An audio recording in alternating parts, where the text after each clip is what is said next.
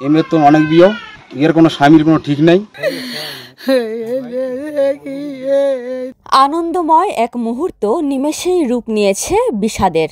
রাতে বিয়ে করে সকাল হতে না হতেই স্বামীর বাড়ি থেকে লাখ লাখ টাকা ও স্বর্ণালঙ্কার লুট করে পালিয়েছে নববধূ। সম্প্রতি এমন একটি চাঞ্চল্যকর ঘটনা ঘটেছে লালমনিরহাটের আদিতমারী উপজেলায়। সিনেমার কাল্পনিক দৃশ্যকেও হার মানানো এই ঘটনায় হইচই পড়ে গেছে পুরো এলাকা জুড়ে। এই রবিউল ঘটক, জবাদুল ঘটক, এরা দুজন। রবিউল ঘটক আমাকে নেটওয়ার্ক করে নিয়ে গেল জবাদুলের ওখানে, লালমনিরহাট। ওখানে নিয়ে যা 3-4টি মেয়ে দেখালো, মেয়ে বেলে ভালো মেয়ে, আমাকে নিয়ে গেলো কাজী অফিস। আমি জিজ্ঞেস করলাম মেয়ের কি গার্জিয়ান কায়ও নাই? বলে মেয়ের দায়িত্ব যা আছে সবকিছুর দায়িত্ব আমরা দুইজন। আমার কোনো ডাটা পারে আর কোনো কিছু করবে দিল না। 1 লক্ষ টাকা মোহর করে নেওয়ার পরে ওখানে বিয়ে শাদী এলএসটারি সবকিছু ওখানে করে দিল। দেওয়ার পরে মেয়েটা আমার হাতত তুলে দিল, মেয়েটা আমি নিয়ে আসলাম। তার ঠিক ঘুমিয়েছি। পরের দিন সকালে 1,35,000 টাকা 1.5 ভরি স্বর্ণ নিয়ে চলি। আমরা ভোরের সময় উঠে গেছি, কেউ বলতে পারি না। সদ্য বিয়ে করে জীবনের নতুন এক অধ্যায় শুরু করেছিলেন হোসেন আলী।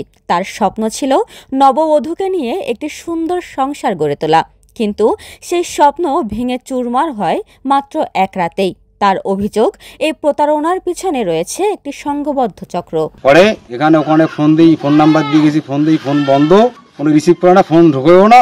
পরে তো আমার টেনশন ধরে গেল। তারপরে ওই ভোটার আইডি কার্ড দিয়ে আমি মেয়ের বাড়ি তদন্ত নিলাম। তদন্ত নেওয়ার পরে যা পাইলাম সাপটি বাড়ি। ওই এলাকাবাসীর যে পুষ্করি দেখি, ওখানে পুষ্করে এই মেয়ের নামে গা, এই মেয়ের তো অনেক বিয়ে, এর কোনো স্বামীর কোনো ঠিক নাই।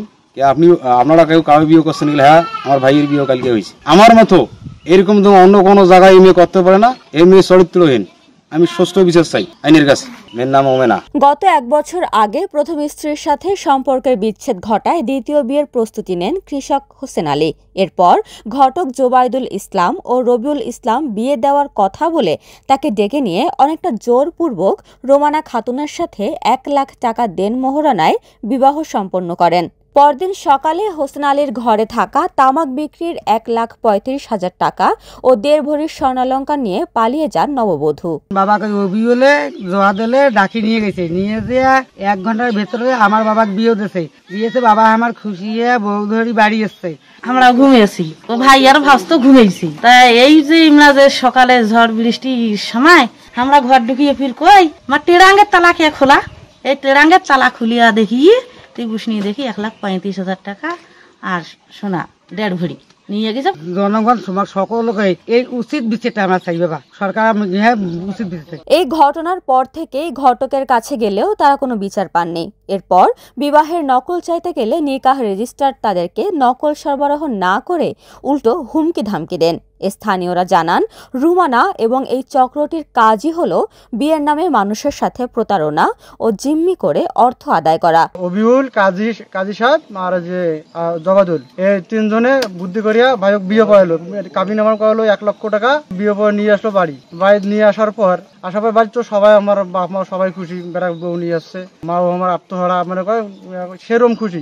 আমার মা বলে আজ থেকে সবকিছু আপনারে।